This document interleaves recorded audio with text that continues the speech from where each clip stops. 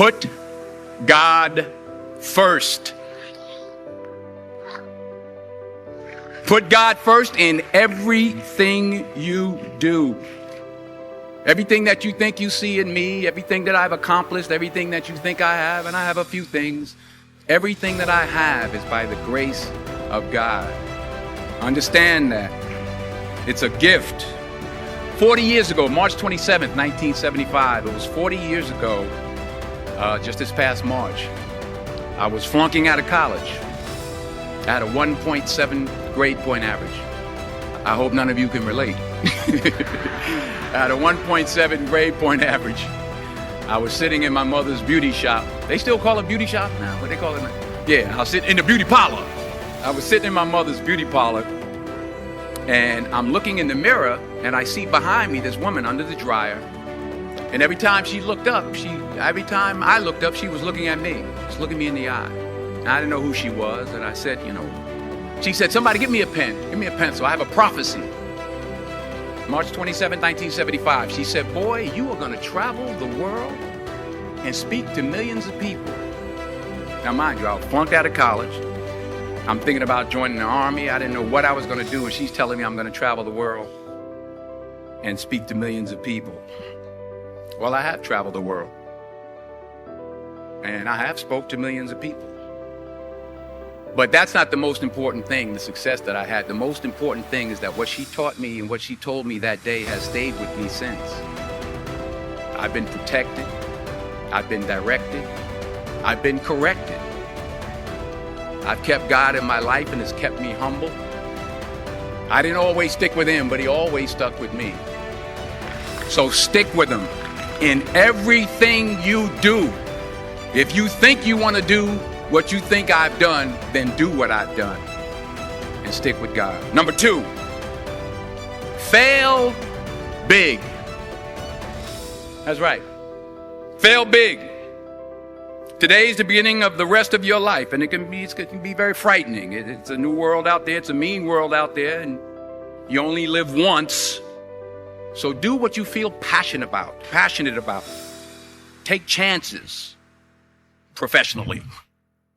Don't be afraid to fail. There's an old IQ test, was 9 dots, and you had to draw 5 lines with a pencil within these 9 dots without lifting the pencil. The only way to do it was to go outside the box. So don't be afraid to go outside the box. Don't be afraid to think outside the box. Don't be afraid to fail big, to dream big. But remember, dreams without goals are just dreams, and they ultimately fuel disappointment. So have dreams, but have goals. Life goals, yearly goals, monthly goals, daily goals. I try to give myself a goal every day. Sometimes it's just to not curse somebody out. Simple goals, but have goals. And understand that to achieve these goals, you must apply discipline and consistency. In order to achieve your goals, you must apply discipline, which you have already done, and consistency every day, not just on Tuesday and miss a few days. You have to work at it every day. You have to plan every day. You've heard the saying, we don't plan to fail, we fail to plan. Hard work works. Working really hard is what successful people do. And in this text, tweet, twerk world that you've grown up in, remember, just because you're doing a lot more doesn't mean you're getting a lot more done. Remember that. Just because you're doing a lot more doesn't mean you're getting a lot more done. Don't confuse movement with progress. My mother told me, she said, yeah, because you can run in place all the time and never get anywhere. So continue to strive, continue to have goals, continue to progress. Number 3, you'll never see a U-Haul behind a hearse. I'll say it again. You'll never see a U-Haul behind a hearse. I don't care how much money you make, you can't take it with you. And it's not how much you have.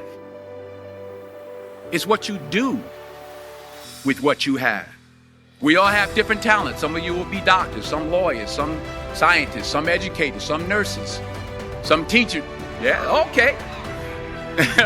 Some preachers. The most selfish thing you can do in this world is help someone else. Why is it selfish? Because the gratification, the goodness that comes to you, the good feeling that I get from helping others, nothing's better than that. Not jewelry, not big house I have, not the cars, but it's the joy. That's where the joy is, in helping others. That's where the success is. Finally, I pray that you put your slippers way under the bed tonight, so that when you wake up in the morning, you have to get on your knees to reach them. While you're down there, say thank you for grace. Thank you for mercy. Thank you for understanding. Thank you for wisdom. Thank you for parents. Thank you for love. Thank you for kindness. Thank you for humility. Thank you for peace. Thank you for prosperity. Say thank you in advance for what's already yours. It's how I live my life. That's why I am, one of the reasons why I am today.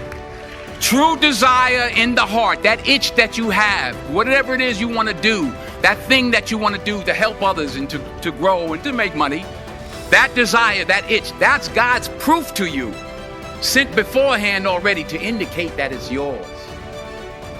And anything you want good, you can have. So claim it. Work hard to get it. When you get it, reach back. Pull someone else up. Each one, teach one. Don't just aspire to make a living. Aspire to make a difference.